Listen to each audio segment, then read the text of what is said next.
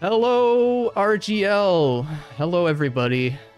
Welcome to the beginning of Season 2 of Can You Hack It? The game show where we play some ROM hacks and then we just find out if you like them or not. Not much to it. Season 2 is a little different, though. If you were around for the Season 1 send-off, the new format includes homebrew as well as fan games on PC, so games like TMNT, Rescue Palooza, what's another one? I'm just so excited, I'm drawing blanks, but basically there's a lot of people who've taken like classic video games, ported them to a PC, or just made an amalgamation of them. So like there's a very special like Kirby Halloween hack that looks just like the NES game, but it's on a PC, it's native to PC. So we're going to be doing all that cool stuff. And for episode 1, I thought we'd kind of go back to our roots while also exploring the homebrew aspect of the show. And that is, we're going to start with some FastRoms. Kandowontu will be joining us shortly to discuss like all the aspects that brings. For those unaware, FastRoms are, and hopefully I'm not butchering this, but it's basically there's low ROMs and fast ROM profiling for Super Nintendo games, and the main thing that dictates is how much CPU the SNES can utilize in the game. And so there's a lot of games that are low ROM, like certified, and they have slowdowns. And that can be fixed by converting those games into becoming fast ROM. So we're going to showcase a few of those laggier games to show how cool they are. Kandowontu, I believe he's done about 200 of these conversions so far, and from what I've heard in preliminary talks, it's far more involved than just hitting a checkbox that says use more CPU, please. So yeah, I'm joined by my co-host Anthole. Hello, everybody. There's that beautiful boy. I'm a beautiful boy. All right. So yeah, while we're waiting for Kando, we're gonna showcase a game that I'm well aware of and how it plays. I'm gonna be playing the fast ROM version. Anthole is gonna be playing the regular low ROM variant, and you're gonna see like the difference between the two. The only reason why I'm playing the fast ROM is because the game's actually harder when there's no slowdown, because the game's clearly engineered for it. And yeah, let's just transition to that, shall we? Let's do it. There you go. Now you can hear the music. I can't. Let me fix that for myself. There we go. So, what do you know about this particular game, Anthole? I know that it is made by Toshiba EMI, Technosoft. Okay, licensed by Nintendo, and the title is Thunder Spirits. That is quite a bit of information, I gotta say. Well, I hit start. So, okay, you'll want to reset, Ant. And you're going to want to hold select when you press start, because that brings up the secret menu, so you can get more lives. And also adjust difficulty, I believe. Alright. I'll be doing the same. I got chat here so I can read it now. Perfect. Look at that. Ship speed, top speed, game level. We'll stick with normal. Rapid fire. Yeah, why not? And this is technically a port of Thunder Force 3 for Genesis and arcade. Right, rapid fire on. That is that's the ticket. That's the reason why I hold select. There we go. I knew there's a good reason for it. And a lot of people rip on it because they don't like the music as much and because of the ridiculous slowdown. And yeah, I am butchering it. Yep. You know how it is, you know, the show starts, Something's got to go wrong. That's the broadcasting rule.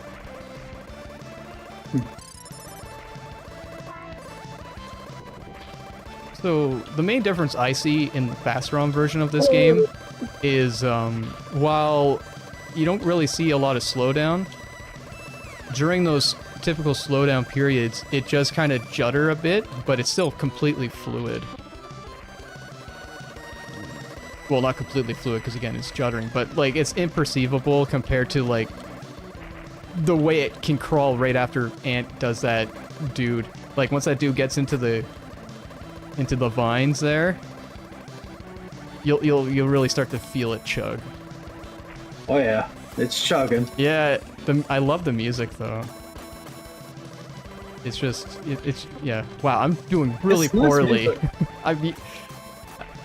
This is a game I could beat, and I feel bad. But you know, I'm here to have fun, not be good. Oops. No one's here to watch me do good. Let's be real. Ooh. Don't worry. You're right up against me. Known shmump chump. Shmump Oh shit. chump. Yeah. There we go.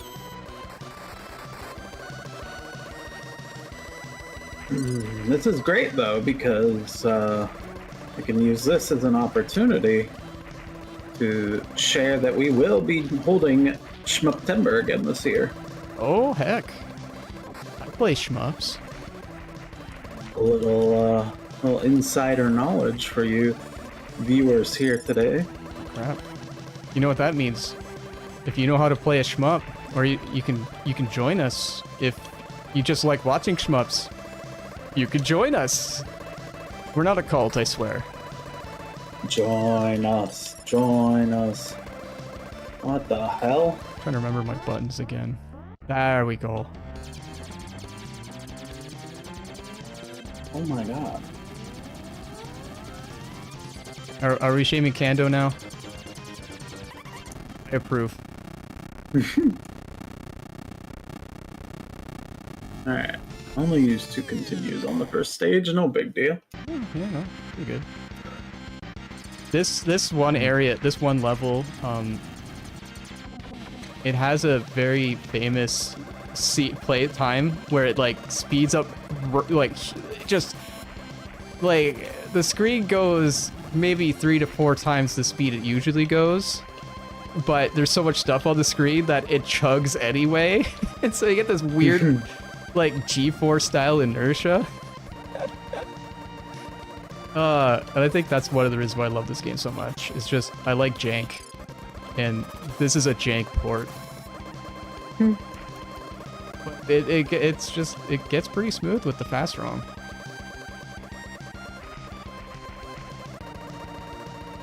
Max is very excited. That's good. That means I don't have to be near as excited. I can temper my my emotions. All right. Oh, Switching to wave. Weapons. You're at the speed, eh? Hmm. Oh, I noticed someone hit me up. I guess I'll have to pause after.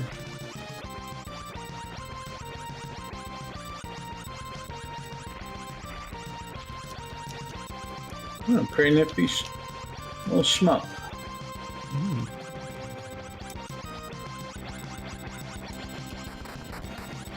Hey, anyone can shmup. Kando's ready for talking. That's why. All right, all Nice. right. I mean, this. I was trying to race Ant in this auto-scrolling game, but no, I'll pause it. I'll let you in. Don't worry. All right. I lost. Alright. Alright. Alright, There we go. You're in. Oh. Hey, what's up? So, How you doing? See, you were so focused on the game, you know, couldn't even get me in. Oh no, I'm just. This Been a game is so intense good. game. You made the game so good. How could I not look at it? So, FastRom. That is a fun thing. You almost had it right. Almost. Games can either be slow ROM or fast ROM. Basically, slow ROM set the ROM's read and write speed from the ROM chips, which reads and executes all the data. It's only running at 2.0 what the heck is it? 2.67 megahertz. And FastRom tells it that it can run at 3.57 megahertz. Okay. Now that doesn't sound like a lot, but I guess in the terms of like Yeah, megahertz, you know. What it really helps with is the slowdowns, the bottlenecks. When there's a lot of sprites on the screen, that's when you'll notice that the game doesn't get as choppy as it used to. Right. And I'm hoping that this game is showcasing that fairly well for people in chat. Oh yeah, this is definitely a game that shines with FastRom. Absolutely. Yeah, when I saw this in the list of games that could be a FastRom, I was just like, oh man, I gotta try this. I played this to death growing up. And then like I tried to play it and I got to like, I remember getting to this stage, I was like, oh my god, what's going on? You know what? When we were younger and we were playing these systems, we didn't really notice the slowdown. It was kind of the charm of the game. Maybe it slowed down because there were going to be a lot of enemies on screen, and it made it a little bit easier. And you know, it's not until we were much older that we're like, oh wow, this is bad. Yeah. How did Nintendo release this? It's the seal of quality, you know? The thing is that Nintendo left the cost of this up to the developers. So if the publishers wanted FastRom, they had to spend more money per cart, and they were going to lose some profits. So not a lot of games, but a decent amount of games were completely programmed for FastRom. Running in the right banks, having everything set right, and then you can see right at the end of production, they turned the FastRom bit off and killed FastRom. So the funny thing is, Out of This World was stated, even by the developer, that it was not FastRom, and they had to turn off FastRom last minute because the publisher, was told that they had to do it. And I was investigating the ROM, and that darn thing is FastRom. It's set to FastRom. It's running in the right banks. So I pinged Rebecca, the original developer of the game, and I said, "Did you know that this is happening?" She's like, "Yeah, you got me." Wait a minute. Which game was this? Out of This World. Oh yeah, okay, yeah. That was the French one, right? Where you get the little you're on a different planet. It's like a side-scrolling puzzle thing. You gotta run from the line at the start, and then you get hit by the guy that goes, "That's Aruba," and then you're in a cage. And you it's not Mike Karuba? Oh shit. The Game Grumps lied to me? How could they? No, I always heard as "That's the Ruba." Oh. That's the Rube. Great game. But I love that because it turns out that they didn't actually have to pay for anything. All recent investigation has determined that all ROM chips were able to run at slow ROM or fast ROM. So, it's yeah. Weird to just leave that headroom off the floor, especially when Sega Genesis is touting its flash processing. Right? I mean, why wouldn't you want to bring out the best in your games? Yeah. Honestly. But that's alright, because, I... now you got lots of work to do. Yeah. I haven't done any recently. I did one for a commission, but mostly I've been working on my other projects. But I didn't stop without leaving. I did over 200 individual titles, some of them different regions, and, multiple versions. So all in all, I think something like over 300 different individual games I converted to FastRom, which is... Sometimes it was an easy process. Like I said, some games were completely written for FastRom, and for those, it was just kind of flipping a switch. Which I kind of banged out, I think it was 20 or 30 of them in one day. Jeez. Wow. Yeah, I was just might as well just do all the easy ones. What is the process like to convert something? The process for those was basically just going in, reading the code where it turns the FastRom bit off, and just basically telling it to turn it on. Those were the easy ones. For all the other ones, not as easy. I have to actually disassemble the entire game and convert it, which it sounds like you'd have to be be crazy to disassemble a game, but there's a tool that makes it really easy. It actually disassembles the game as you play it. And all you really have to do is play the game and execute any kind of code that the game could execute. So you make all the enemies run their routines. You make all the bosses go anywhere they could possibly go, and basically run through the game 1, 2, 3 times until basically anything that could ever happen has happened. And there's your disassembly. And from there, once you know what you're doing, it's a pretty straightforward process for the most part. Interesting. The big thing is that you need to change the Super Nintendo has what they call long jumps and long calls. The games are set up, games are broken up into what they call banks. Banks are, they can only be so big. So if you want a lot of data, you have to break it up into different banks. So if you want to load something from a different bank, you have to do what's called a long jump or a long load, where you're specifying exactly which bank you want to load and where you want to load it. So the thing with FastRom is you need to move everything to go to a much higher address space. There are mirrors that start later on in the address space at $80 in hex. So it would be tedious to go through and change each one hand by hand, but when you disassemble it, the disassembler changes all of those into labels. Then all you have to do is kind of change it across the board and say, okay, this whole game is now running in these higher banks. And then the compiler just goes and updates all those long calls. It did change my ship speed and time. So that really does simplify the process a lot then, if it's being labeled, right? Yeah. Oh God, yeah. That's what makes it all possible. So I feel otherwise you're pretty blank. So it's not like you have the source code or anything. Exactly. No, that's exactly it. Yeah. So I mean, disassemblies are useful, but you can't do much with them typically as far as modding a game without actually going through and labeling what is what. Mm-hmm. That's a lot of the hard part. But fortunately, when I'm doing the conversion, I'm only looking for general things and nothing really specific. Yeah, so I was thinking about that, and I believe it's the Hellfire mod for Diablo. That was created because the PlayStation version had the source code in the disc. Oh my God, did it really? Yeah, it does. Yeah, the PS1 version has the source code. Like, they forgot to remove it. Amazing. And yeah, so like that's why there's so many mods and stuff for it. Original source codes can unlock potentials that a disassembly never could. For example, Star Fox EX. I could have never done Star Fox EX without the original source code being leaked. That you clearly didn't use, wink wink. Wink wink. No, I mean, I've even told the original developers, hey, I used your source code. I mean, they would have... Oh, jeez, I forgot about this guy. I'm sure they would have done something by now if they cared enough. Yeah. I mean, most of them actually, cheered me on when it released. Like, wow, we've been watching, and, this is incredible, and we're so proud of you. Like, oh, they got my love letter.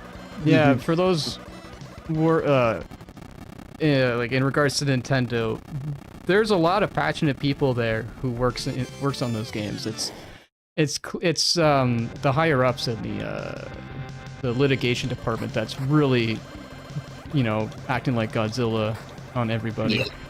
For the most part, developers are just as passionate as, programmers and game makers are just as passionate as ROM hack developers are. I mean, Dylan Cuthbert is just an amazing guy. You can just see it, his passion, everything he says on Twitter, all the games he releases. I think it's Pixel Junk is his company. Just incredible passion, fun. He's always well-wishing, fan projects. Just a great guy. Oh, chat, don't worry about the timer. I know I did change it at all, but that's fine. I have love how it's running. It's been a while since I played this one. It's usually when I'm running through the games, I'll just have fast forward on for most of it. I think I'm finally at the part where all the stages start to become unique to the Super Nintendo version. Oh, nice. It either happens at 4 or 5. But yeah, the game completely diverges after a few stages. Yeah, I'd been just indiscriminately converting games, so when people would report to me like, this game was so slow, it's from my childhood, it was so big in Japan, and there was an arcade version, I'm like, really? I find out a lot about these games just from people telling me, how well the patch is working. Oh yeah, I feel like I gotta relearn this game because I don't think I'll want to go back. But at the same time, it feels like all the muscle memory. Like I'm just dying like crazy now. But yeah, it just like you would think like a spot like that's going backwards and really slow, but you could see the hitch in there. Like it was chugging even going that slow, and it's like it's hard to like get the muscle memory for that. Now there are things that can make games move even faster. There's something called SA1. Okay, so that's the chip for like Super Mario RPG and stuff like that? Or is that a different one? Mario RPG used that, Kirby 3 and Kirby Dream used that, Kirby Deluxe, whatever that one was. Okay, so you can basically build a ROM to make it act like it has chips it doesn't? You could, yeah. Okay. And essentially, the game could be put on a real device. The problem with the SA1 is it is a completely different process than a FastRom conversion. It's one that's so convoluted and complicated that I'd imagine so. You're basically, shoving a second Super Nintendo into your... Basically, yeah. A whole new CPU, yeah. Oh wow, this is going fast. Yeah, I'm not used to this. I took This is like a Geometry Dash level. What the hell? Sometimes I'm good at video games. Sometimes I'm not.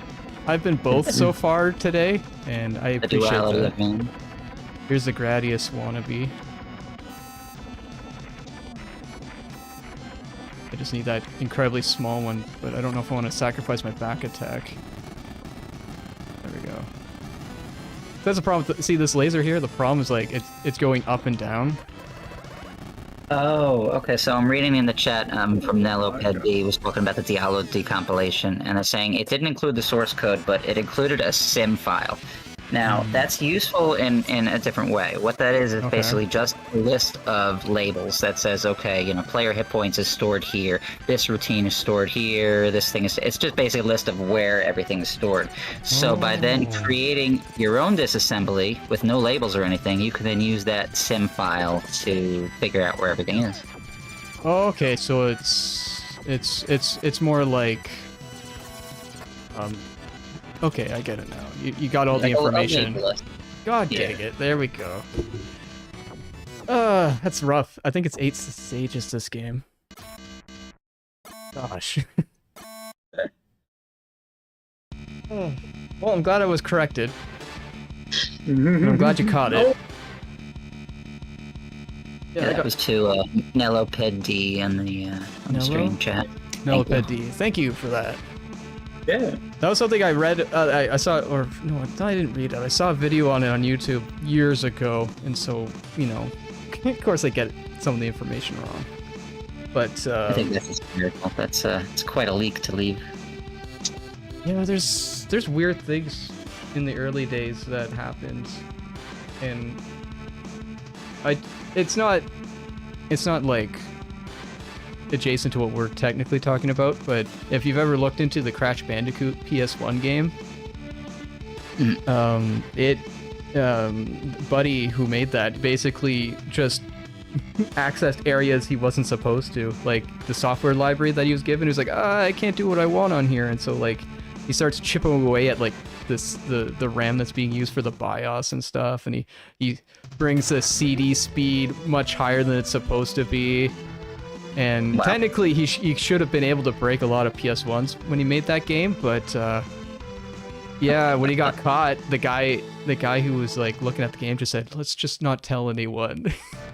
He pushed it through, and then a lot of the things he did, if I recall correctly, was pushed into the future software library. I lost. I game over. I'm sad. Oh, but you got to I don't know what to call that guy. I call him Family Jewels because he's got that giant ruby for a crotch. Probably not the name. But yeah, I guess we could go to the next game. What are you feeling, Ant? Sure. I gave you 3 of them. You want a Mega Man or? I do love me some Mega Mans. All right. It's X2 or 3, so I know you won't infinite the first stage. Don't hold your breath, Jay. I was amazed at how much lag was in. What's the one that starts you off like you start off and flying through a desert and then you land like That's right 2. at a. Yeah. Okay, so yeah, 2. Just how much slowdown was in that game. You know, people are like, oh, it uses the CX4 chip, so you know that was used, and that's why they Yeah. couldn't put anything. It's got extra That shit math. It was so underutilized. It's ridiculous. I'm looking forward to the FastRom version of this because Oh, right. You're playing the FastRom because you know the game more. I'm playing the regular one. Right. Okay. I gotta remember this stuff. Like, I think it was like just in the first room, if you got 3 enemies on the screen, the game starts to slow down. It's like, oh my god. But in the fast ROM, breezes right through.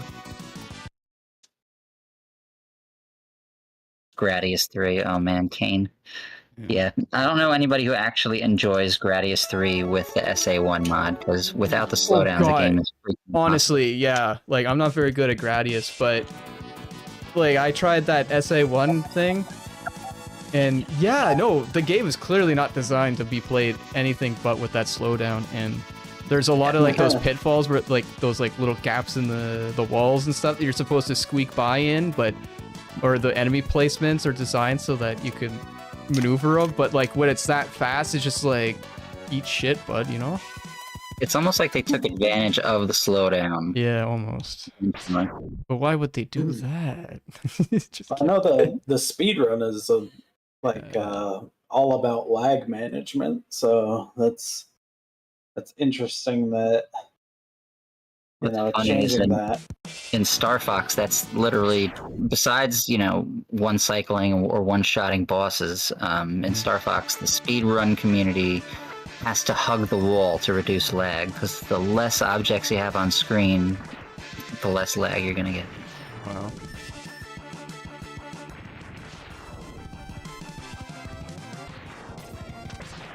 Alright. I think the real test is if you fight Sturges. Is it to do with the big ball, or? No, Oh, but I mean him too. Him and the little old man guy that has the platform. When he like jumps up and does his spinny attack, that would slow the game down so bad. Oh. So I'm gonna try to fight him. See. Alright.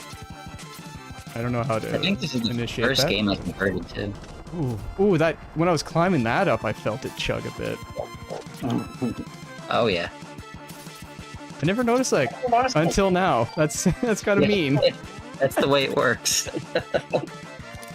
How am I supposed to be a speedrunner if you're making all these cool fast ROMs?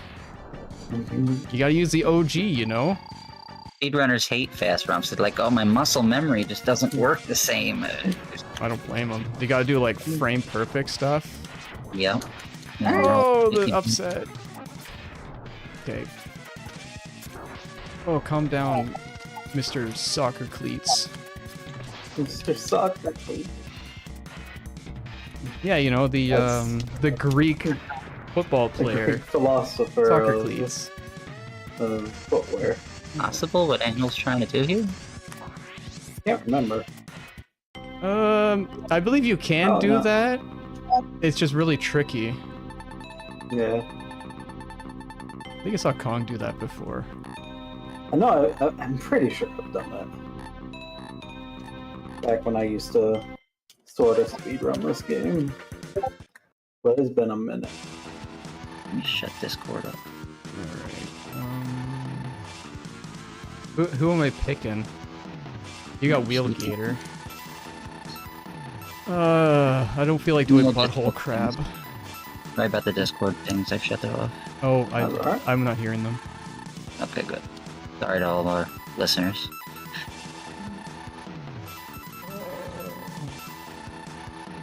People like the ostrich, right? Yeah. Ostrich is a big one too, because when you drive into the building, specifically, it slows down pretty bad from what I recall. All I remember about this game is it is tough. Oh, I think I noticed something that's going on. 1 second. This is something I noticed last season, and I just remembered it now. I need to have your screen maximized on the other screen. Yeah, it's getting all choppy. That helps with the chop. Now I gotta resize it though. Chop, chop. Oh yeah, that's right. I am. You do sponge first, and then you come here.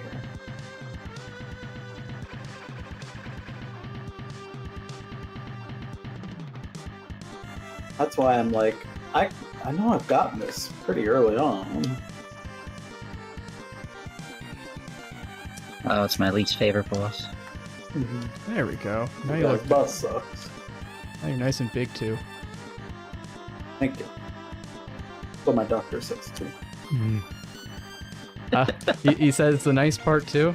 I didn't say they were a good doctor. You're nice and big. Oh, that's what's the nice part about? Well, you keep coming here for.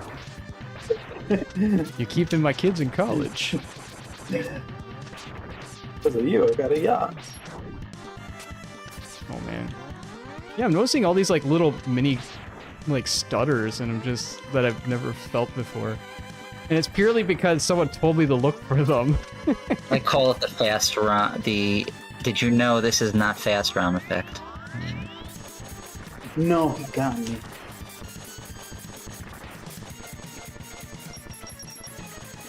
But yeah, I would definitely recommend if you're a casual player and you don't have to play the why am I going backwards? If you don't have to, you know, play the original version, give the FastRom a try.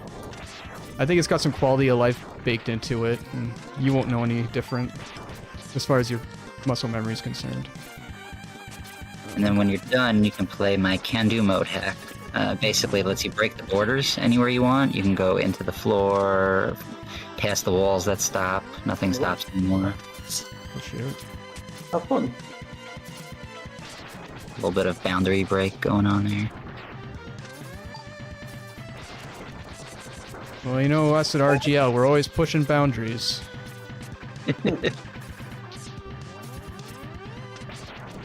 About as many boundaries as you could push with 32 bits anyway.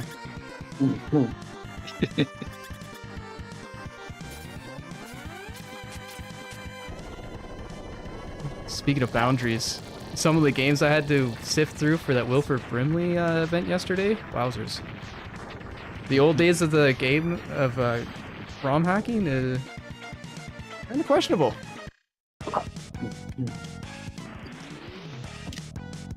We'll post all of the games for this week and others. Yeah, if you go on the Discord, there is essentially a monthly guide to the show. The only one that's not showing is when there's a special guest who is playing the games with us. So the Ryan Ford episode on the 16th, it's not showcased because I don't want him to know ahead of time. But other than that, yeah, all the games are there, and when the show ends, there'll be links to the pages where. Well, I guess I gotta try to get the links for the other ROM hack site. We'll get into that later. I'm gonna die to an ostrich.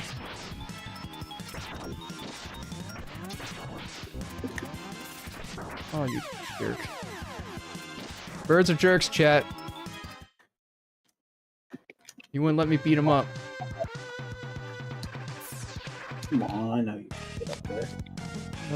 Alright, what can we talk about in regards to FastRoms? First try. Are there any games that were particularly challenging for you to convert? Yeah, there were a few. For the most part, you go through and you search for this, you replace that, and you know, it's cool, it's straightforward. They may throw you a hook or two, but sometimes there are these codes that you can't just change, and you have to actually put more data in than you're replacing. So you have to kind of make a routine, a separate routine at the end of the game, jump to that, do what you need to do, and then jump all the way back. And some games required that a few more times than others. There was also a couple games I just could not convert at all. Star Fox 2, Dragon Ball Z, Hyperdimension, just nonsensical things that no other game had issues with, and nobody else could figure out either. So, yeah, not everything was as smooth as cake. No, for sure. Oh, I feel like just the effort alone in learning how to do the coding in the first place must take a lot of time and effort. It does, and once you get it down, it just becomes more of a challenge. Like, all right, what is this game going to throw at me next? What is this game going to, try to trick me with? Don't get hit by that bird. Okay, I see you linked the Yeah, X2 game. I mean, I linked the Kandowontu mode hack, and then I linked the FastRom. Okay, I gotcha. How did I get into doing this in general? My story started with the Giga leak. The Star Fox source code leaked, and somebody on Twitter figured out how to modify the camera, and I was like, can you tell me how to do that? Because that sounds freaking awesome. So I just started modifying things myself after he told me how to do that, and it branched out from there. I just had so much fun changing a game from my childhood. And then I took the skills from that and just started modifying other games to see, hey, what can I break here? I started doing these can-do mode hacks where in the games, basically, just about all of them, you can jump in midair, you can't die, you can fall into holes. Then I started breaking boundaries and borders, and then I had a crazy idea to convert a game to FastRom. I was like, what happens if I just try this and this? And next thing you know, that's spinballed into, over 200 FastRom conversions.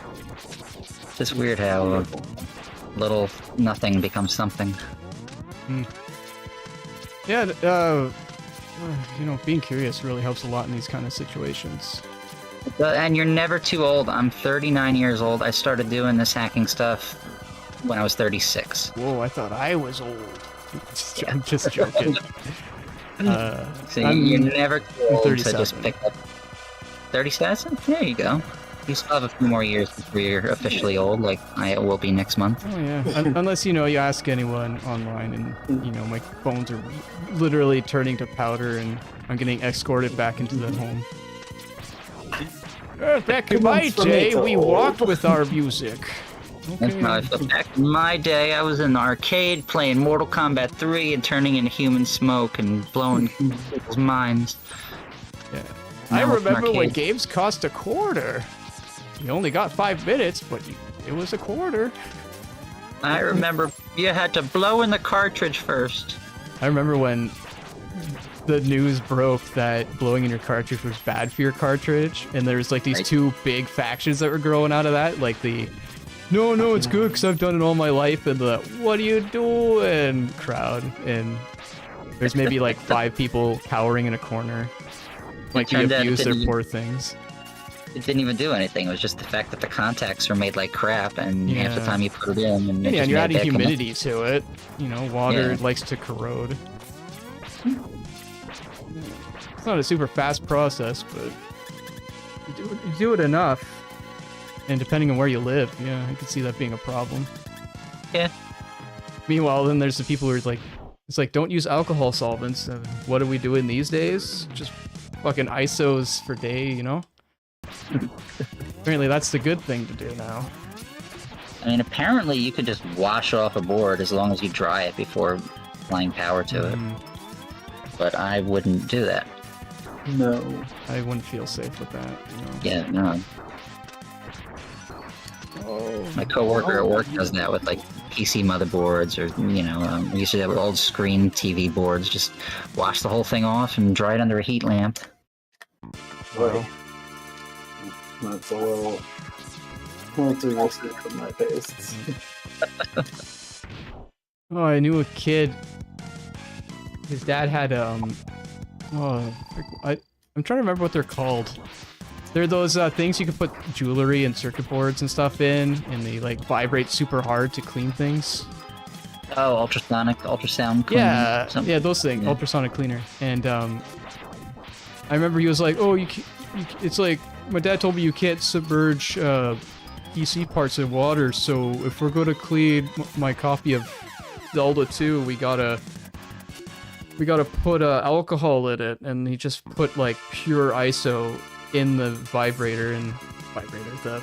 supersonic, the cleaner thingy, and jeez, and yeah, put a lid on it, and then we walked away, and then well, we heard a loud noise, and it turns out it exploded, because who knew alcohol was flammable? My uncle never caught fire. Oh my god. Well, maybe if he asked the fire to the dance, it would have said yes. That would remind me of the customers that would try to use nail polish remover to clean their keyboard and then wonder where all the keys are melting. Oh no.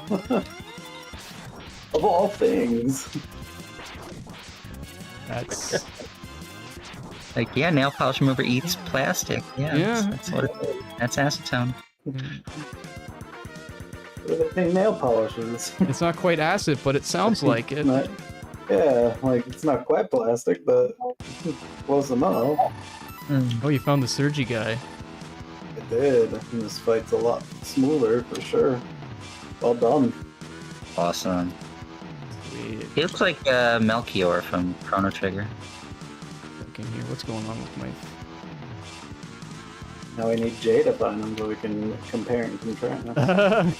You see how I've been playing. I'm not dropping frames. This is interesting.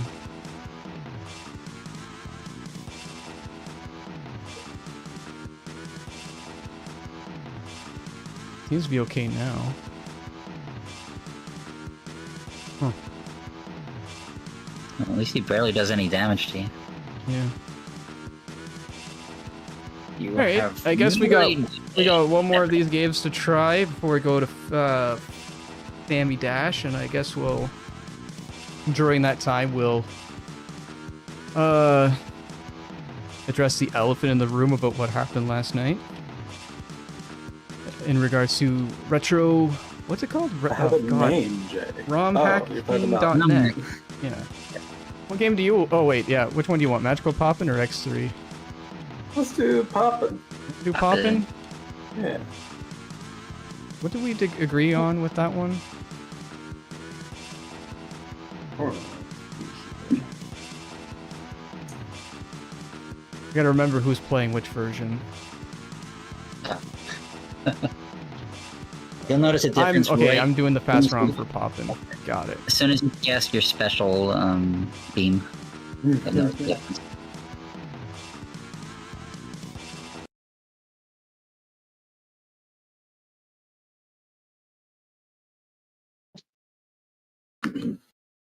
Brave of you to assume we'll make it to the first boss. I did this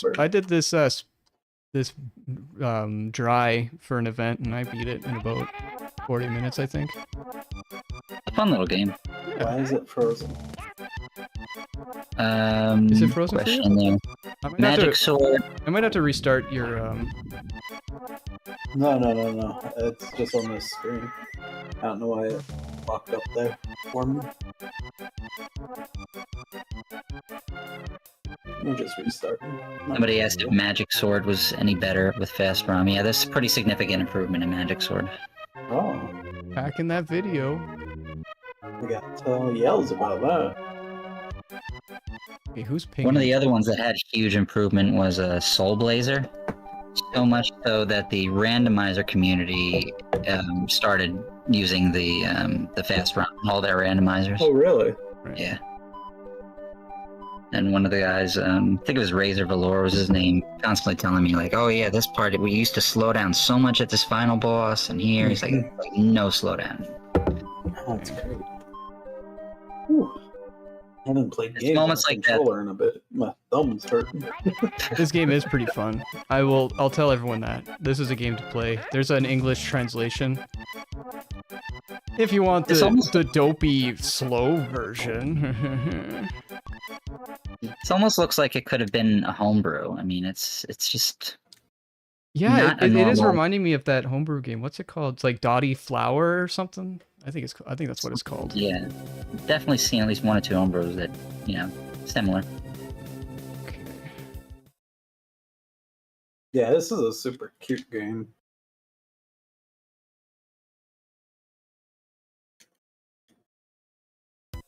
Yeah, just hit select and shoot your beam. Yeah, that was smooth.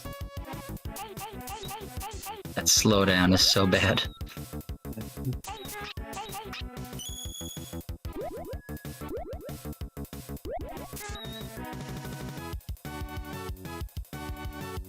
Now, I don't remember this game at all, but I'm hoping that because I did relatively well blind, I'll just re-ace it blind again. I feel like everybody ends up where Anthole is, 'cause that's where I always ended up.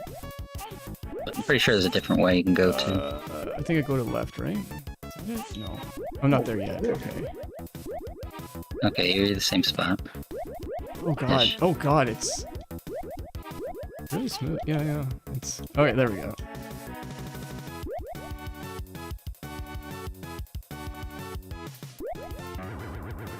I think you can down and jump on those small Mm-hmm. parts there, Anthole. Yeah, we got Zelda moves. Zelda 2 moves, I should say.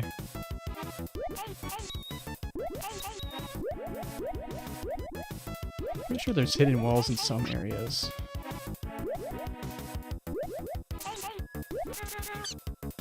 Cake.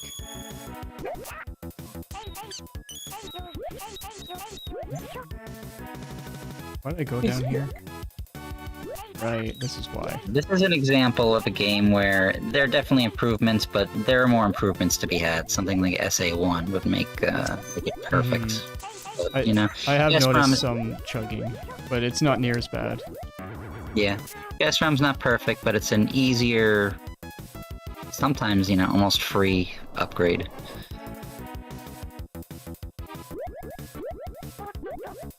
I do like when frame rates become more stable. Call me old-fashioned, but you know, You're still that was one of the things I appreciated a lot about the PlayStation 1 core for the Mister, is that he, because of some of the limitations in the RAM in being authentic, the happy side effect is that the frame rates are sometimes more stable than they should be. That's such a horrible thing. Oh my god. Yeah. How dare he? And he also has a turbo core for the CPU as a experimental build that he was doing to try to do the Namco arcade board based on it. Interesting. And that one I cannot play on my monitor, but I can play it on the CRT because I guess the buffer size is too big and it becomes out of spec. Boy, that explosion effect was really slowed down there.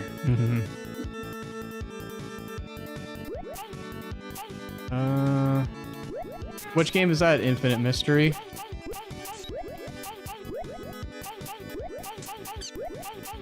Yeah, I'm here. Might as well ask. I got them all. Incantations? I don't know. What even is that? Let's see. Yeah, you let me know if you got it, and then if you do, then clearly I can pull it from my list. Let me see if it is FastRom already. It is FastRom already. Okay, so That one's already FastRom from the factory. nothing we can do about it. Nope. No upgrade possible. Gotta pack it up now, Incantation. Easy way to tell, for the most part, you can open up a game in Messen, and if I you love hold Messen. control and press... Messen's great, yeah. If you hold control and press K like kangaroo, and look at the window while the game is running, there's a line for the FastRom, and you can see if that's checked or not. 9 times out of 10, that's accurate. They're adding ColecoVision to that emulator. Are they? now. Oh, goodness, bro. Yeah. It just did GBA, too. Tower's awesome, and you know what? He's very accessible. Yeah. I've spoken to him many times. It's growing on me as for an all-in-one solution. The only problem though is that like when you're running things like this, people need access to like PlayStation and stuff, and it doesn't quite have that yet. But if you're doing like earlier era stuff and Game Boy Advance, all that, it's so much more plug and play and easier to use. And as far as SNES and NES goes, at least, it very is accurate. the most accurate emulator next to BSNES Plus accuracy. Mhm.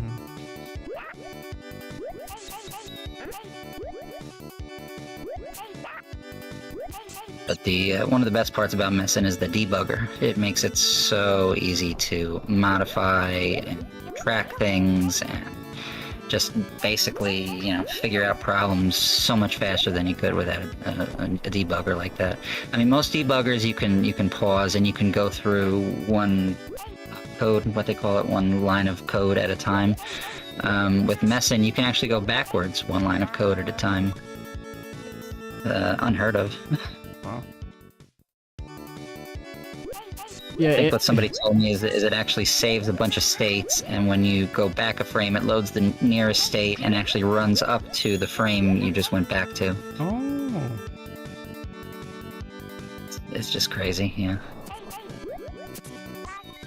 All right. Well, we had a good time. I guess we'll get to the nitty-gritty of it.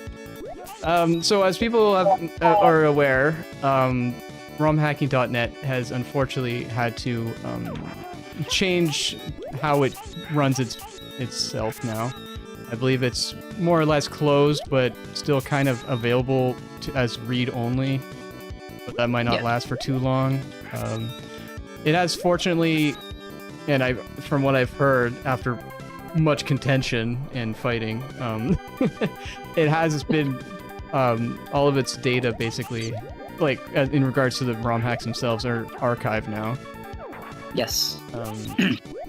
So I'm not super well versed. I spent a lot of time reading about it and a bunch of tweets and Discord things and all that, and I figure since you, Kando, you're more aware of the situation, I'll let you talk about it.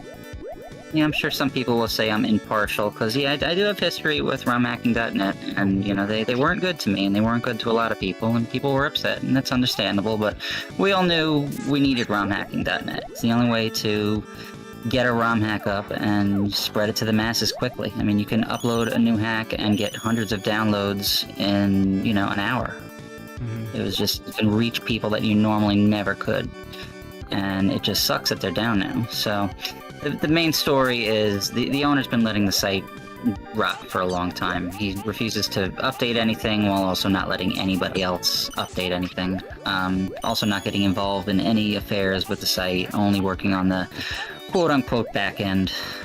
So back in December, they accidentally announced, they weren't supposed to announce this, but a mod did it anyway, that the homebrew section was no longer accepting homebrew. I don't know if you guys remember, back at the end of last year, a bunch of news articles came out about that.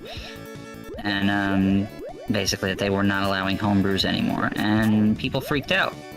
And a bunch of people went and scraped the entire site to back up and archive all of the hacks, just, because they're like, okay, well, now what happens if they die? We need to have backup of everything. So a few people took scrapes of the backups, and unfortunately they used up a lot of the site's bandwidth, and the site made some decisions around that time. They didn't announce those decisions, the owner didn't announce these decisions, didn't discuss them with the staff, and just kind of implemented them. Things like limiting ROM hack uploads to only be 1 megabyte instead of up to 20, which made it impossible for a lot of people to upload their ROM hacks. The site would go down for a few days at a time, just no communication. So the staff members in private were venting their frustration in the staff member room. So what happened now is, about a week or so ago, the owner decided to ask for access to this staff room, and immediately went back in time and saw them not so happy about the decisions he made and how he wasn't communicating, and they were trying to possibly find ways to even run the site without him, because he wasn't doing anything. And he basically went nuclear. He uploaded the site to Internet Archive, didn't say a thing for about a week, and then made a big announcement and shut down the site. And I just want to interject real quick, because some people might not be quite aware of just how far the issues from Nightcrawler, the owner, I believe that's his name? Yes. How he was actually like fudging things and how hard it was to actually communicate with them. Because from what I've learned, he basically was only talking to people via email. That's possible. Is that how it was? Because like from what I heard, it's like only a few people really could contact him, and it would take a long time for him to respond back. Yeah, he was isolating himself. Yeah. So like, trust me, like it is a bad situation all around, and but when you really dig into it, you can see that like there's a lot of parts moving, and it's not exactly a good environment to be in, and it's not unusual for, you know, people who are passionate about things kind of starting to get a bit salty over the lack of dedication from the person who has basically all the power almost. Yeah. I mean, if you think that... The thing is that one of the worst parts of romhacking.net originally was, at least for me, was the people who reviewed submissions and just, you know, had the power to reject them and basically kill your hack for no reason. Even these people were quitting because of Nightcrawler.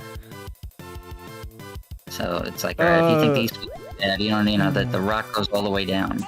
Did we address Grub Junker? Because when it said the site was getting too big, I think that's more of the aspect of the server cost, because things weren't being moved over or being more efficient. Right. So like the cost was getting huge. Stuff like that would be understandable, but then you go and fakely claim that you were doxxed and your family is in fear of their life, and you are comparing your situation to the bullying and death of Nier, which is a disgusting thing to compare, you know, your situation God, to. yeah, no, Nier is a very unfortunate thing that happened. I'm glad Kiwi Farms got disbanded, but God, I wish it was sooner. But for somebody to compare their situation of just reading people's displeasure over your opinions, over the way you're running the site, and compare that to being bullied into suicide, you know, is a disgusting comparison to make. So clearly Nightcrawler has some mental issues going on, and you know, I would say main character syndrome. I personally don't want to stress that that part is conjecture.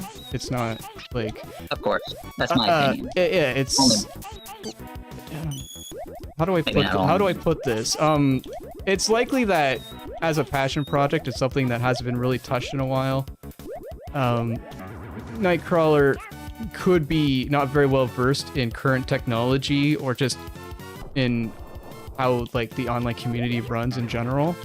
I don't want to say so far as it's potentially a mental illness, personally, and that's partially due to the fact that I do work with those who are differently abled or disabled, whichever term you prefer. Yeah. But it does seem a lot like there are some very specific things that happened in regards to Nightcrawler and how he treated the website, and I believe that's stemming from things that he believes how the internet is, and that could be distorting a lot of what he's talking about, like, you know, like believing he's being doxxed because they want him in a Discord chat, things like that. Yeah, and he's too locked in the 90s, maybe. And yes, the alternative, some people, I mean, I'm sure others will pop up now that the archive is basically available, but Kandowontu, I hope I'm saying your name right. I always just say Kando. Yeah, no, that's right. But that's right. So you're a member of, you're like, what is it, the community manager of another site called romhacks.org? Yes, I am. Mm-hmm. And can you tell us a little bit about that site, just so people know like what to expect there and services that are offered, things like that? Yeah, the site is owned by the same guy who runs CD Romance, so a lot of people know that they may or may not like CD Romance, because CD Romance it is a doesn't ROM always site, yeah, they don't post just patches, but romhacking.org is very clean. We're not doing any ROMs or anything like that. Everything has to be patches. Everything is verified by mods. The cool thing about our site is once you submit a hack and you're verified, you don't have to wait for in the queue for anything. You can update your hack as you like. You can add hacks as you like. It's all done without mod intervention. So the whole gatekeeping situation doesn't exist here. It's more community focused and modernized, I assume. Exactly. And I mean, we're always active and available on the Discord, on Twitter. We're passionate, and we're always ready to help if something's happening, if you're having a problem, if you have any questions. You know, we try to be present. So romhacks.org, we would love to host. We take homebrew, we take demos, we take, you know, anything you guys got. We'll take it and we'll host it. Some people aren't a fan of the site layout, and it's a little clunky, I gotta admit. Yeah. So I'm sure there will be work done in the future. Yeah, Spike kind of, he kind of lost motivation back a while when Google had an update and hasn't been listing us. So he's hoping that will be fixed. But the recent resurgence of us, I guess since romhacking.net closed, we've had a lot more people joining. He seems to be in better spirits, and hopefully we'll be making some updates to the sites. Yeah, sometimes you just, you need a little push of support to get back into things. Yeah, absolutely. And I definitely wish the best of luck in the website.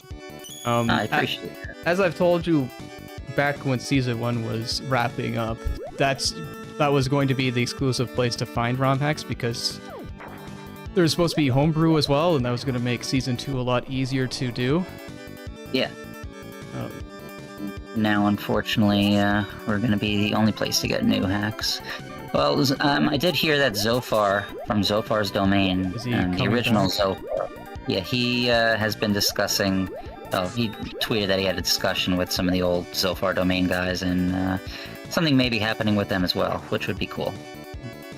You know, I'm not, like, oh no, don't do that. No, more in this age, and especially with how things have been going lately, you need alternatives to grow the community properly. You can't just have factions and duke it out. That's just so toxic.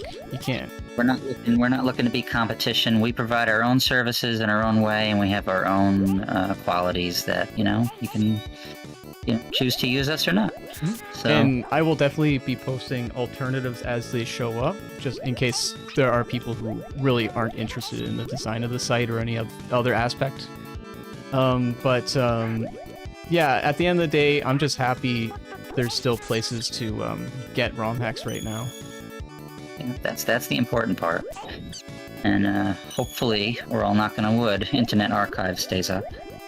Yeah, they're getting reamed with lawyers too because of the books and everything else, and then now I think the movie guys are coming after them too, and it's not. It's getting gross. Yeah.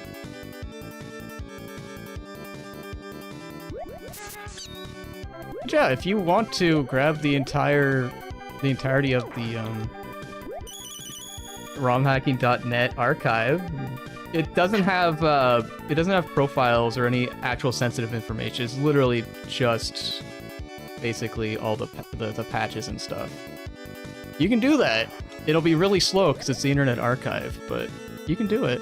And I hope people do make a torrent of that and they start seeding it. And I'm sure it's already up there. The internet rule of once it's on, it's never gone takes its rightful place.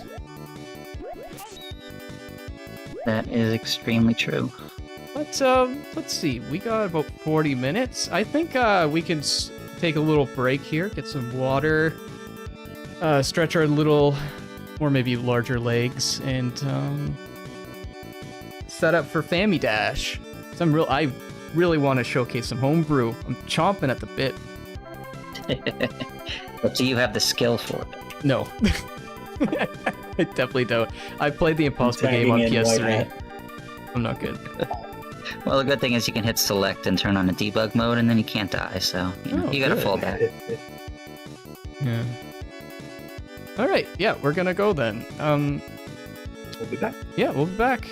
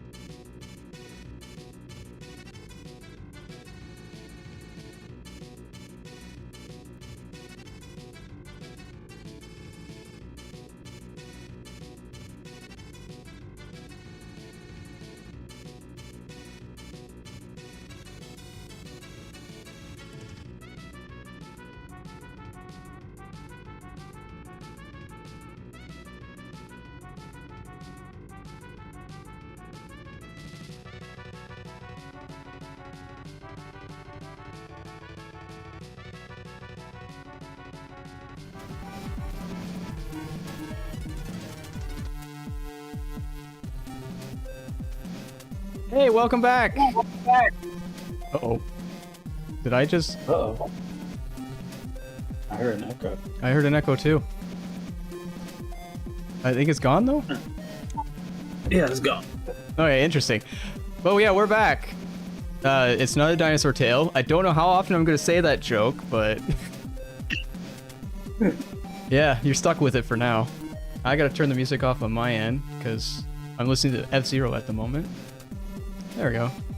Because this is a music game. I need to hear the actual music it's playing. It's all rhythmy and shit. Let's just start that timer. We're back with Kando, of course.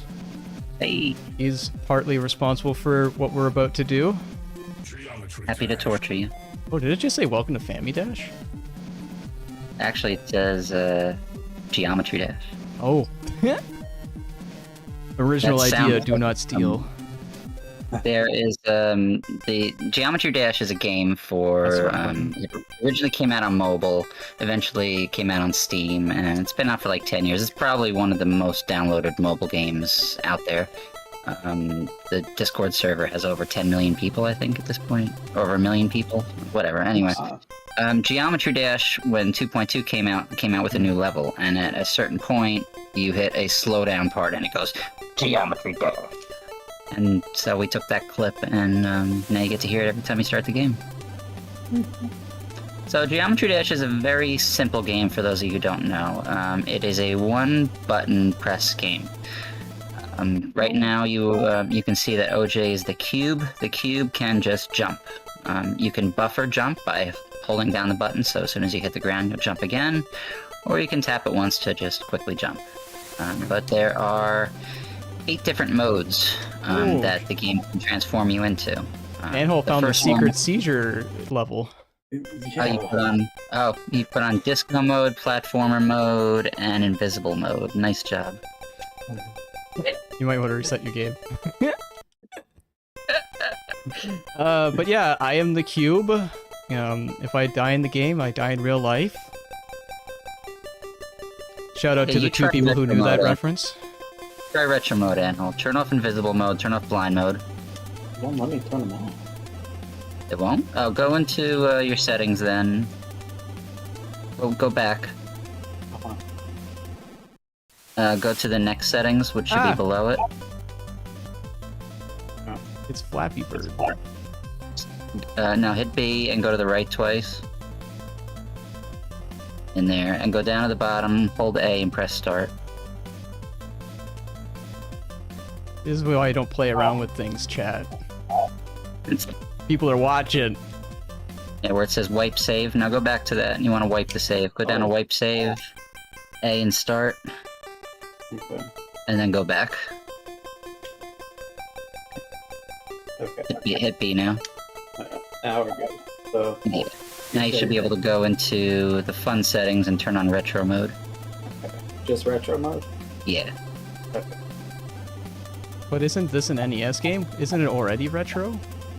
Right? You can turn on disco mode if you want to. It's a fun one. Oh, I think we'll keep away from flashing Not lights if that's what happened. It's not as epileptic as it was. Yeah, something was wrong there. Shoot some fireballs. Ooh, I got the CD now. Hit B and shoot some fireballs.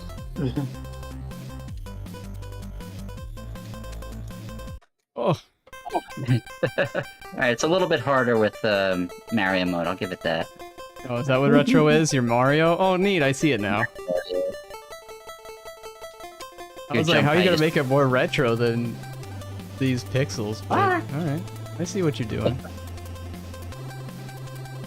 Does he turn into Yeah, an you might 8-bit air wing for the Maybe flying turn part? off the retro mode for now. Alright, okay, the ship part, let's go ship. Woo! Alright, like I was saying, the ship, when you push the button, you go up, and when you let go, you go down. But of course, there's a maximum up speed and a maximum down speed. There's the ball, which basically you roll on the floor or the ceiling, and you just press A to switch gravity. There's the UFO, which is kind of like the cube, except you can jump in midair. Yeah, hop like a UFO. There is the spider, where you basically just warp up or down to the nearest surface when you press A. Then there's the wave, which goes at a 45-degree angle. Oh, jeez. Extremely difficult. And then there's the robot, which is how Mario is acting right now, where the longer you press A, the higher you jump. I don't know how I feel about the game actually doing geometry. Anvil's kicking some butt here. Let's go, I Anvil. need some. Okay. I need a slowdown mode of this. A fast ROM. You need a slow dance. Oh no! This reminds me a lot of the a game Toad and I used to play Oh my god, what is this? on Xbox Live called the Impossible Game. Oh, yeah, that's actually what Rob Todd made this game based off of. The Impossible. Oh, okay. Yeah, that was the inspiration for it. Oh, so far. The stage is very long. You got pretty close. That's about as far as my 6-year-old gets usually. Damn! You hear that, 6-year-old? I'm coming for you. It sounded horrible. I'm sorry. Oh, the timer started at 30 minutes, not... Oh my god, I'm so... What the? Oh, is that a swim section? Well, that says an back at the hour. beginning? That's when we're done, chat. God damn it. Yeah, first episode, you know, getting rusty. That's what happens when you come back from a hiatus. No rehearsal. You know, I salute Anhole for continuing to do so retro, and I love that OJ keeps dying to that same spike. Yeah, I'm gonna try a different song. Because we got 30 minutes, got a showcase. Might as It well. has nothing to you do know. with the fact that I'm constantly failing at the same part and getting frustrated. Oh! Geometry Dash is a very unforgiving game. Okay, so you don't... Oh, right. I'm already forgetting how to Now, play. there is a practice mode. If you pause the game and press B, you'll leave a checkpoint, and from that point on, anytime you press B, you'll leave a checkpoint, and you'll respawn from that spot. Neat. Well, Mama raised a quitter, so maybe I'll try that. Well, a few things that we have that a vanilla game doesn't have is I added a 2-player mode that you can play with on any level. And the cool thing is if you don't have a friend to play 2-player mode with, you can enable the player 1 controls the second player option, where you can make the second player jump by pressing up and the first player jump by pressing A. So, nice challenge if you want to try to control 2 players at one time. Am I missing something here? How many times are you going to try that? You got to jump over that pad. I'm trying. I'm trying, coach! Yes. Wait, do I just hold the button? Maybe I just gotta hold the button. Maybe I'm being dumb. Yeah. Yes. I'm trying to time is the these way. things. No! There we go. But like I tell my kids, you got to beat the first level if you want to have any chance of beating the second level. Can't get my ice cream if I don't beat the level. And yeah, the brutal part about Geometry Dash is every time you die, you start at the beginning. Yeah. Okay. It's fun. It's just, wow, yeah. I completely forgot, because I played the Impossible game on PS3. And I completely forgot how much I was whiffing in that game.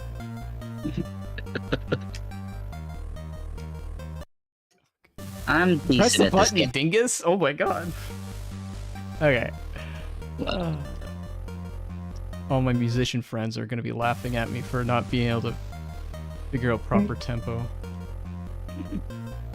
Alright, let's go Anhole. Swimming time. Oh, he gets to swim? Yeah, he gets to swim instead of being a ship because he's Mario. I'm sorry, it's not Mario, he's Jim. I almost forgot. It's Jim. Jimmy-o. And he shoots heat bombs. Just had to make that clear.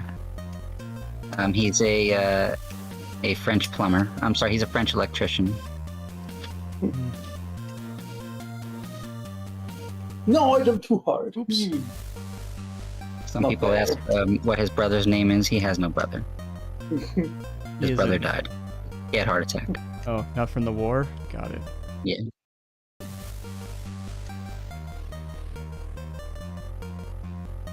That was close, Anhole. I saw you right by the end. Where does the Ah, ant go? Samba. That's right, in the ant hole. Whoa. It was made for me. I can't wait for Uzumaki. It's gonna be on Cartoon Network on the 28th of September. I don't know how many of you are familiar with Geometry Dash, but the hardest levels are called demon levels. This levels are rated anywhere from 2 stars to 10 stars. The levels you guys are playing right now are about 4 to 5 stars. Are the levels you guys are playing right now. Demon levels are the 10-star levels. We actually have a demon level in the game, Decode, which is insane. They have a fully functional. What? You jump into her area. What? Oh, you're playing an unfinished level. That's why. Oh, okay. Like Theory of Unfinished. Right. Hit start and select to exit out of here. Okay. Yeah, Theory Show of everyone Unfinished. how terrible I am.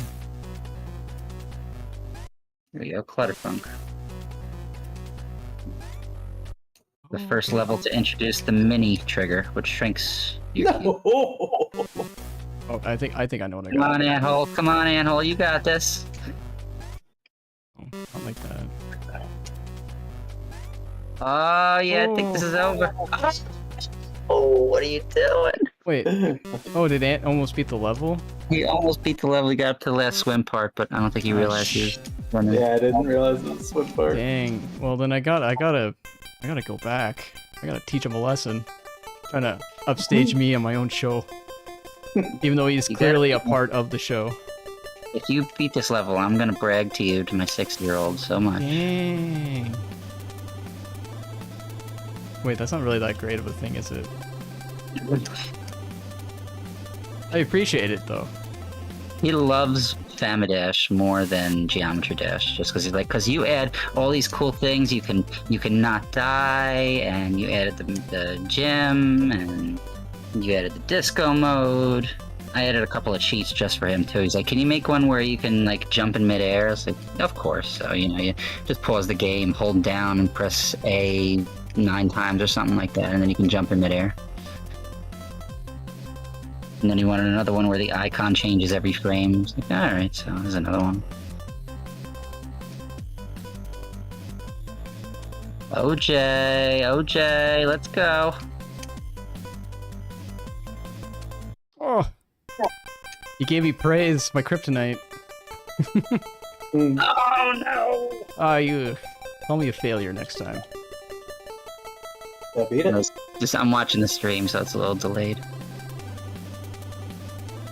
I should probably watch the stream in the VC. Do I have it set up for that? I don't think I do. Oh, no, you don't. Okay, no. Alright then, yeah, I'm doing it right. I probably should have, now that I realize that you're commentating on things that you've done. It's cool. I'm only a few seconds behind. Only a few seconds. Anhole beat it in retro mode. Bravo. Can you tell my ex that a couple seconds is a lot?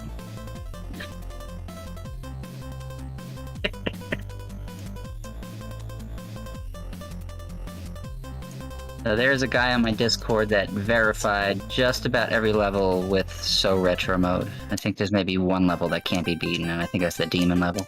Other than that, every level is actually beatable with Jim. Just extremely difficult.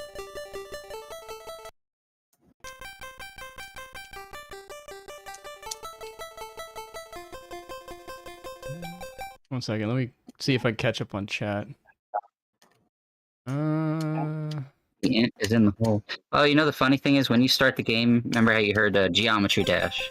There's actually a 1 in 256 chance of hearing fire in the hole. I like that. That's a good number. That's the bit limit.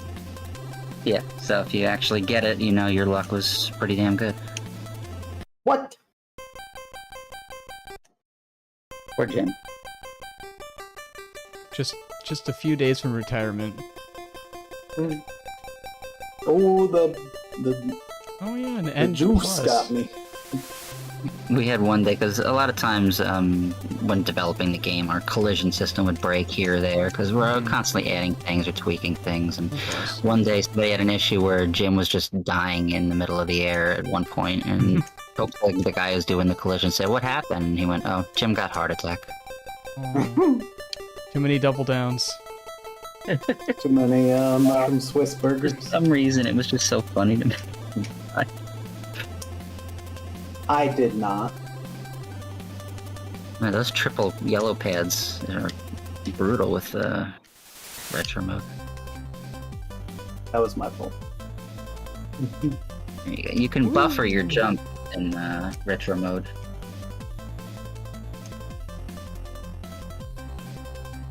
It was really neat. Hard.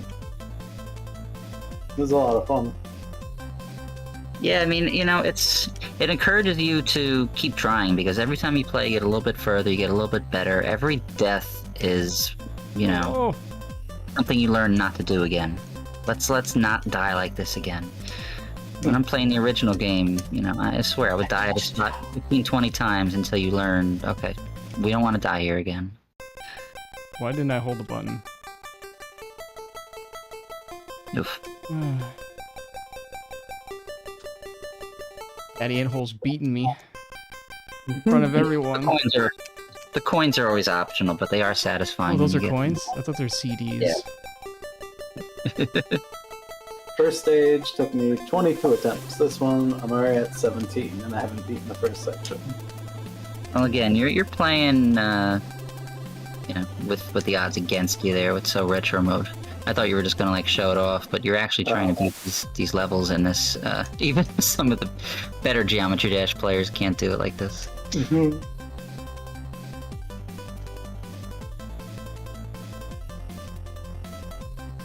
I guess Ants needs to flex on us every now and then. Yeah, I know all about Keep us that. in line. Uh-oh. Somebody's like, "Why do you have it?" And now there's like some green lines. When you hit select, that turns on debug mode where you can't die. What? Yeah, Huh, you push select. weird. The fun fact is those lines are actually CPU markers. The lower they are, the longer it's taking for that frame to load. So we can let's find out how long the Mister takes to load these frames. Cool. Yeah. Let me try not retro mode on Ah! that stage. Broke your game. Right through the ceiling. Now the cool part is when you're in this mode, pause the game, Okay. and Oh yeah, this looks exactly like when it's paused, as you press A, you can change modes. Ooh, I'll be Did this you turn it time. off? Oh, turn off select. Yeah, you gotta have select on. Oh, there you Ah! go. Now you can see what some of the other modes are like. Alright, Oh, and you can press up to reverse gravity when you're in that mode too. what's this thing? Yeah, the one thing you haven't found out yet is the later levels, there are parts where the gravity just reverses when you're upside down. Huh. Oh, I can admit I suck at this, so It's dry not out. exactly an easy game, yeah. Let's get some more music. I'm the one hosting it. Wait, is this Undertale?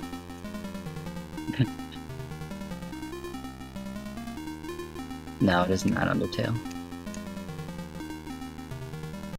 Oof.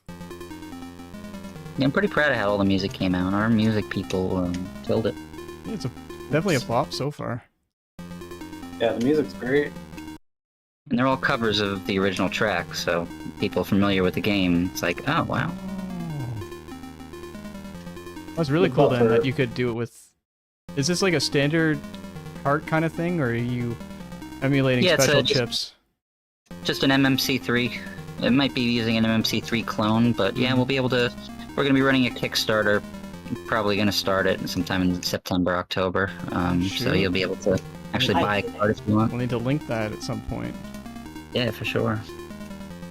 Maybe we can possibly figure out if people want to do a tournament of sorts for it. Then we That'd be can, fun. Yeah. We'll probably make that happen. yeah.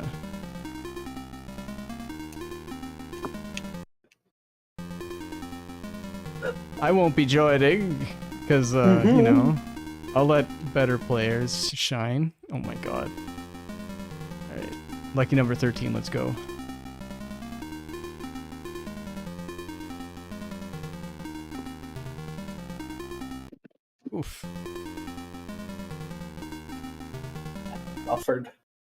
I buffered when I shouldn't have. You buffered your the bread. game- I'm a buffered bread kind of guy.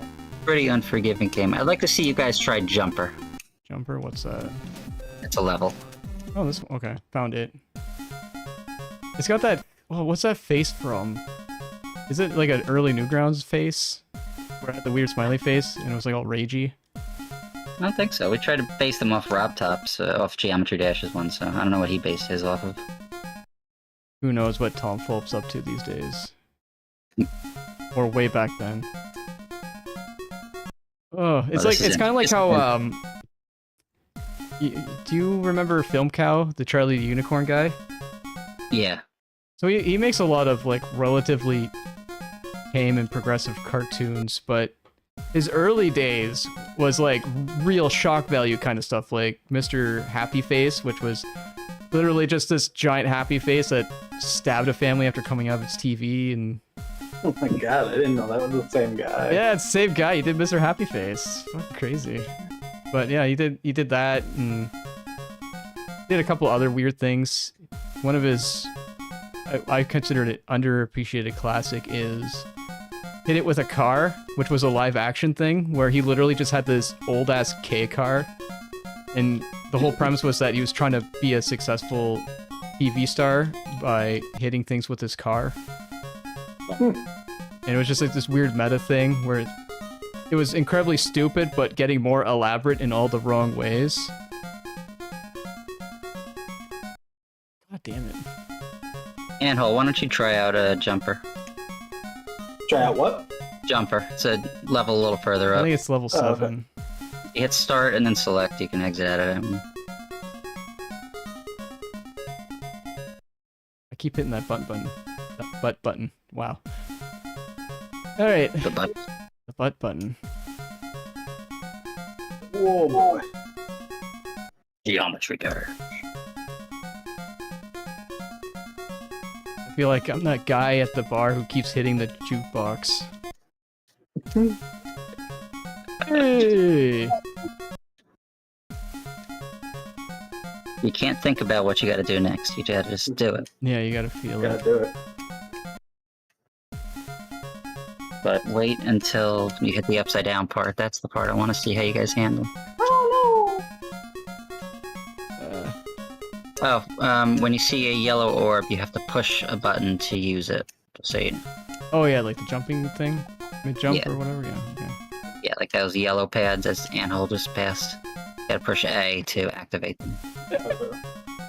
Oops. Alright, well at least we're about the same place right now. Oh my god. Oh my god!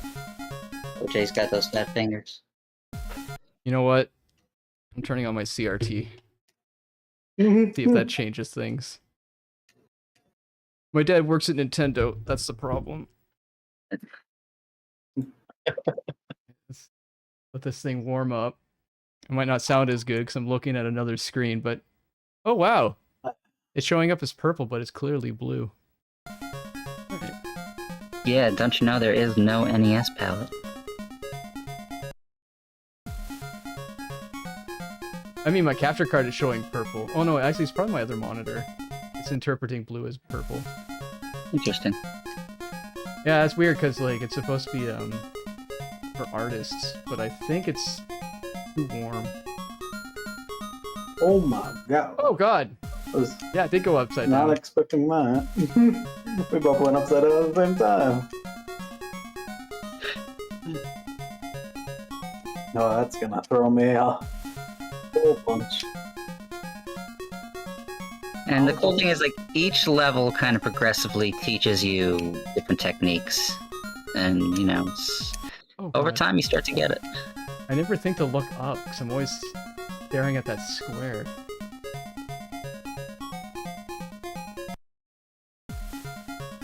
Yeah, a little easier with the CRT, but I think there's more at play than just my TV. I think Yeah. everyone said it's going to be a little bit different. Oh God. Geometry Dash is one of the more difficult games out there. I mean, you know, like I said, it's unforgiving, it is disorienting, and I mean, it's meant to be disorienting. It's meant to throw you off as much as you can. No, I said that, but the reality is Ant's still beating me, so it's clearly a me problem more than it's a setup problem.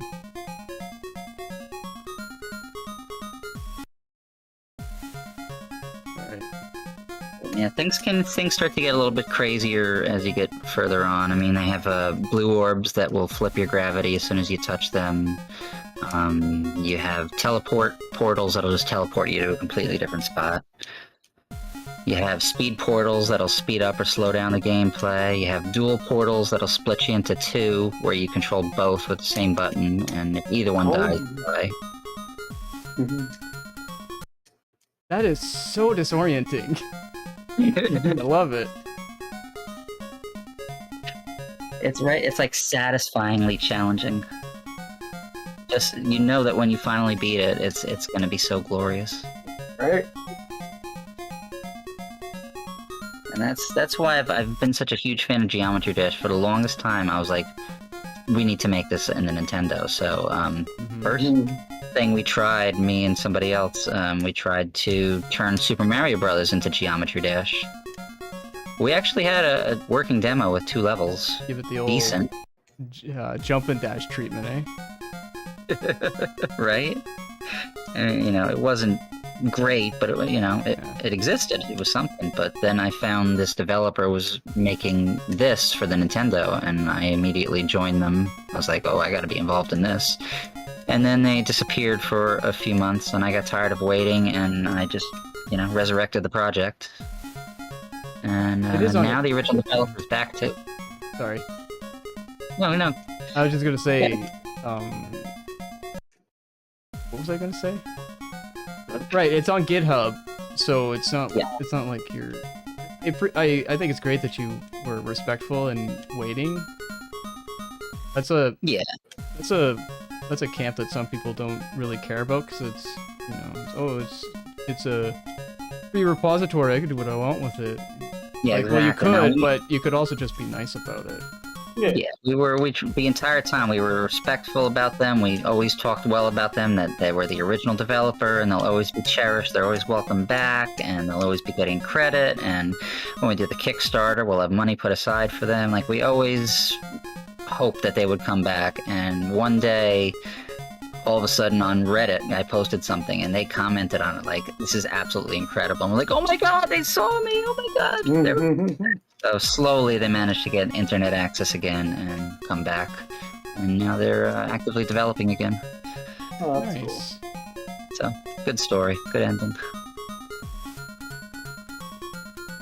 And they're very happy that we kept the project going. Yeah.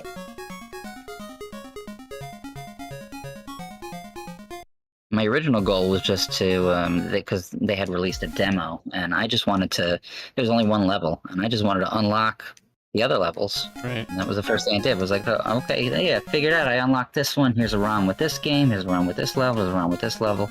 Then I was like, let me unlock, maybe there was a menu, so I figured there was a menu I could unlock, and then I was like, what else can I do? Maybe I can do this, maybe I can do that, and it just snowballed like everything does with me. Hey, let me do one FastRom. Oh, I did 250. Oops, all FastRoms. But yeah, those FastRoms are crazy. I'm surprised like how much could get squeezed out of some of the games. Like, I played other games that were inside that pile, and some of them weren't quite as impressive. Like all the games did show something, like some kind of progress to it, but the ones we saw today, wowzers. Yeah. Like, I'm just surprised that, I mean, it's been done a few times before. Vitor Villela, before he did the SA1 conversions, he had done about 4 or 5 FastRom conversions. And a couple other people were doing some FastRom conversions before I did it. It was, in the single digits. I really went overboard with it. alright. I think there's a way to go back, right? Yeah. This the jukebox? There we go. Yeah, the jukebox. Let everyone hear some scintillating tunes. 2 minutes. Since we got 2 minutes. Yeah, this is a lot of fun. Thank you so much for coming on. Starting us off. I'm glad. I'm always happy to be here. Feel very honored to be invited as the season opener. Yeah, well, you were there for the first time, and I was like, why not just do it again? And he's got homebrew. Like, it's perfect. We got a tradition now. We'll have to keep it going. Yeah. I'm not sure what we'll have in store for season 3. I don't even know when a season 3. I'm trying to make it so that seasons are just like format changes more than anything. Because season 1 was purely just me trying to figure out what works and what doesn't work, and then this is basically like the first true iteration of the show. And we got lots of cool guests. We're gonna have Ryan Ford, famous Melee player and speedrunner all around. We are gonna have Pidge Zero. I'm just finalizing the day for her to be on. We're gonna do a Super Mario RPG retrospective. So one of us is gonna be playing the Switch version. Another one is gonna be playing the SNES version. And I'm gonna have a self-recorded section of the relocalized hack, so it's still technically in the show's format, playing. And we're gonna talk about the differences between them. We're gonna be talking about all the cool marketing things, really diving deep into like frame timing, Easter eggs, regional differences, because there's a lot of regional differences, especially in pre-orders, and she has quite a lot of them. So that's going to be really cool. Just a whole bunch of wild things in the tubes. I learned that asking people if they want to be in something is a lot more likely to have something happen than not doing it. Yeah, you miss every shot you don't take. Oh, yeah. Nice. But thank you very much, Kando. You've, like last time, you've been great. And this time, we didn't fudge up the bit rate or your voice. So I hopefully redeem myself and don't have to be put back into Star Fox Purgatory. And I will applaud you. Thank you. But by the time next season comes, I don't know if you guys know Celeste Mario Zap and Dash. A big update is coming for that with like 7 or 8 or 9 different mini games. So I'm hoping that should be ready by the time season 3 starts, and that is going to blow your mind. Well, shoot. Yeah, we're gonna have to bring you back. Anytime you want back on, I'll try to find a way to fit you in. Because awesome. If it ain't blowing my mind with like information about ROM hacks or showing off these cool games that you're a part of, like just your overall candor is pretty cool. I don't mind. Actually, we should do that. We should make an episode just for you where I give you some ROM hacks to play that I think you'll like.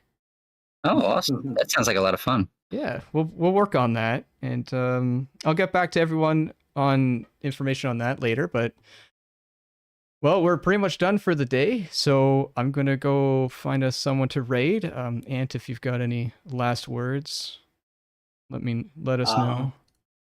Everybody, just be happy and enjoy yourselves. Yeah, absolutely. That's enjoy yourselves, you heck. We'll see you tomorrow for raffles, and then keep an eye out for more events going on in RGL's Discord. So, thank you again, Kando. Signing off. Cheers, guys. Do y'all like Reboot? Yeah. Well, let's watch some Reboot then. It's in our pile of people we can raid. I hope that restoration project work happens for Reboot, actually. They got all the original tapes, but they don't really have a way to play them, and they're just working through it now. They need to just finish that cliffhanger. Oh, God, right. yeah. Megabyte's got the central command. He's got Fung. What happens? We won't know. Anyway, yeah. no more stalling. Have a good one, everybody. We'll see you next week for the next episode. Be sure to join the Discord if you can. A lot of cool stuff. That's how you get the ROM. Well, that's how you get the patches for the ROMs and things like that. Get up to date with events and all that good stuff. What else is there to say but get off my lawn? Bye.